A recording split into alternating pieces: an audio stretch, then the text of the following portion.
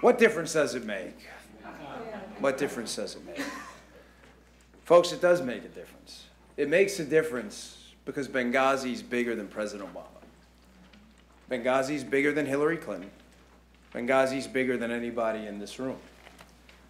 Benghazi is such a big, important issue to most of the folks in this room who frankly could be spending their time doing anything else today other than being here, because a promise was broken. A solemn promise. That's always made us different. You know, when I was a Secret Service agent, I would walk out of my house quite a bit. We'd have to hide the luggage, and what we'd do is my wife would pack it the night before, because I'd always forget something. She would then put it in the garage. The cab would pull up, and I'd have to sneak out because my daughter would always cry. It's part of the game. Travel overseas, you put yourself in a danger zone because that flag meant something to you. And when you put your hand over your heart and pledged allegiance to it, it wasn't to the president, it was to the idea behind it. An idea that's needed defending against people trying to take it for 200 years now. That promise has always been, that solemn promise to our military, our Secret Service, our diplomats overseas, that we don't leave anyone behind. That we may bring you home. You may not be alive, but we will do our best to bring you back, and we will never stop searching. Folks, nothing was done. Nothing to bring these men home. And the media malpractice, and I'm glad Chris addressed it, the media malpractice in failing to address even the most basic questions in this scenario, and this panel we're going to focus on what the president knew. The most basic questions is media malpractice of the highest order. And the fact that after this, it's likely that most in the mainstream media will say, oh, it was a gathering of conspiracy theorists, without failing to act on the conspiracy of the media to keep even the most basic questions quiet, is mildly ironic, to say the least. Before we get to the panel and what the president knew and how he knew it, I want to break this down. So I believe in what I call Wheaties box messaging. If you can't put it on the Wheaties box, it doesn't matter. It's true. The left is great at it. War on women. They're terrific. They make stuff up. They stick it on a Wheaties box, and everybody believes it. There's a war on women, right? They don't tell you they started it. I'm going to break it down very simply. What the president knew, where was he, to a before the attack, a during the attack, and an after the attack. And I'm going to ask these basic questions to those in the media and those in the audience. And if you have an answer, please, if you're a source out there, you can email us too, speaker@heritage.org, because everybody, I think, has been somehow coerced into not speaking. Before, what was the security process? When I was a Secret Service agent, you think we bought the president overseas and wrote it on the back of your hand?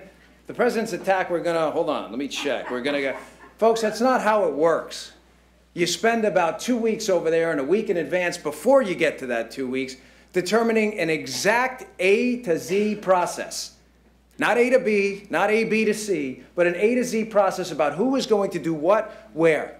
You rehearse the most elaborate and almost absurdly ridiculous of scenarios so people can sleep at night while you're not. Before, what was the process in the event of an attack overseas? The Diplomatic Security Service is a fine agency, the Secret Service of the State Department, full of very talented, dedicated men and women I worked with many times. What was the process? We're asking the wrong question. Who gave the stand-down order? That can be semantic. What process was not followed? Are you telling me your process, if our ambassador was to be kidnapped and killed after Iran, is to do nothing? What part of the process wasn't followed before? The during. Where were those response units? The FES team, ironically called the Foreign Emergency Support Team. The Foreign Emergency Support Team, a multi-agency task force designed specifically to respond to these scenarios. What orders were they given? What process do they undergo in a foreign emergency that was not undertaken in this terrorist attack? And in the during as well, for all those in the media present, and some of those on the conservative side, I will stop talking about this scenario. I pledge this publicly right now. If you can find out for me one simple question. Where was the president on the night of the attack? I will zip my mouth quiet on this topic for the rest of my life if you can answer me that one question. Where was the president on the night of the attack? And I would argue to you during that the most important fact we know is where the president wasn't on the night of the attack. For those who've worked in the White House, the Situation Room is where you handle situations. And thanks to the dude, Tommy Vitor, we know that's where the president wasn't. In some places, they call that a clue, not in the mainstream media. So answer that. Finally, afterwards, basic question for our media friends and those online as well. Who invented the video meme? Not the protest meme.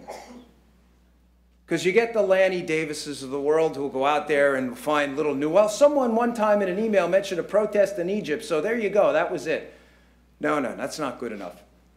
Who planted the seed and said we are going to mislead and lie to the parents and the spouses and the kids of these 4 dead patriots, and we're going to tell them a video did it?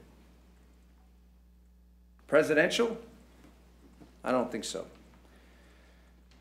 Folks, just answer the questions. That's all we're asking. That's all we're here for. We're not here to instigate trouble. We're here for you to answer the questions. The people who died for that idea that represents this deserve better. Men and women for 200 years have sacrificed to keep that idea alive, and yes, we are different and we are exceptional. The fact that these men's lives were forfeited away and not one person in this room can answer even those basic questions is a national disgrace that none of you should ever let die.